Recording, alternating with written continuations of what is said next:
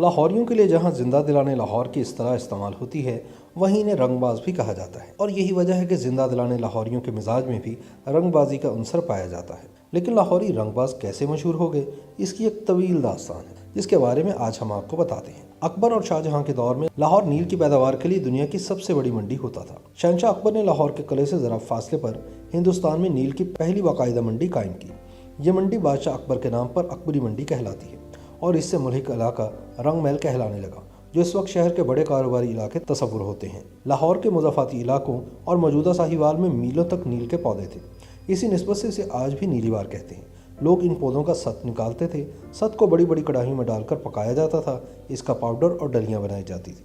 फिर ये डलियाँ टोकरियों और बोरियों में बंद करके लाहौर की अकबरी मंडी पहुंचती थी। ताजरों के हाथों बिकती थीं, गड्ढों के जरिए मुंबई और कलकत्ता पहुंचती थी। वहां से इन्हें फ्रांसीसी और अतालवी ताजर खरीदते थे। इस नील को जहाज़ों में भरने के बाद ये नील इटली के साहली शहर जिनवा पहुंच जाता था। जिनवा फ्रांसीसी शहर नीम के करीब था। जिनवा अतालवी शहर है, जबकि नीम फ्रांसीसी। दोनों करीब करीब वाक़ हैं। नीम शहर डिनीम कहलाता है। डिनीम में हज़ारों खड्डियाँ थीं और इन खड्डियों पर मोटा सूती कपड़ा बुना जाता था। यह कपड़ा सर्ज कहलाता था। सर्ज कपड़ा बनकर जिनवा पहुंचता था। जिनवा के अंग्रेज इस कपड़े पर लाहौर का नीच चढ़ाते थे और यूं कपड़ा नीला हो जाता था। वो नीला कपड़ा बाद अज़ां दर्जियों के पास पहुंचता था। दर्जी इससे मजदूरों, मिस्त्रियों और फैक्ट्री वर्कर्स के लिए पतलूनें सीते थे। वो पतलूनें बाद अज़ां जिनवा शहर की वजह से जीन्स कहलाने लगी। जीन्स पतलूनें मशहूर हो गईं तो डेनिम शहर के ताजरों ने जोश हसद में अपने कपड़ों को डेनिम कहना शुरू कर दिया। जीन्स और डेनिम वक्त गुजरने के साथ साथ इकट्ठे हुए और ये डेनिम जीन्स बन गए। जीन्स के 3 अनासिर थे: डेनिम का कपड़ा, लाहौर का नील और जिनवा के दर्जी। मुगलों के दौर में अगर लाहौर का नील ना होता तो शायद जीन्स ना बनती, और अगर बनती भी तो कम से कम ये नीली ना होती। जीन्स का नीलापन बहरहाल लाहौर की मेहरबानी था। आप आज भी अंग्रेजी की पुरानी डिक्शनरियाँ निकाल कर देख लें, आपको इन डिक्शनरियों में नील के साथ लाहौरी मिलेगा।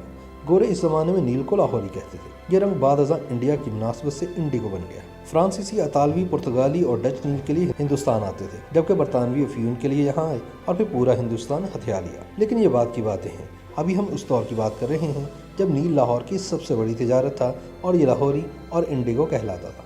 ये हज़ारों मील का ज़मीनी और समंदरी फासला तय करके जिनवा पहुँचता था, जीन्स का हिस्सा बनता था और पूरी दुनिया में फैल जाता था। लेकिन फिर लाहौर के लाहौरी नील को नज़र लग गई।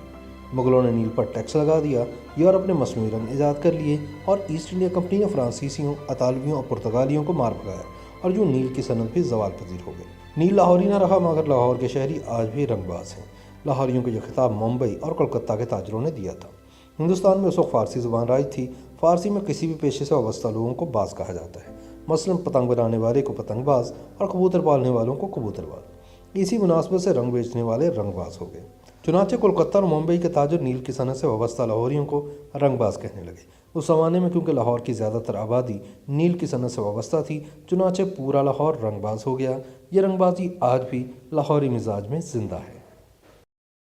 YouTube पर गूगली न्यूज देखने के लिए youtube.com की सर्च बार में गूगली न्यूज टीवी टाइप करें। गूगली न्यूज के पेज पर सुर्ख रंग के सब्सक्रिप्शन वाले बटन पर क्लिक करना ना भूलिए। YouTube पेज पर अपलोड होने वाली वीडियोस से बाखबर रहने के लिए बेल आइकन पर क्लिक कीजिए। आपको हर नई वीडियो के बारे में नोटिफिकेशन मौसूल हो जाएगा।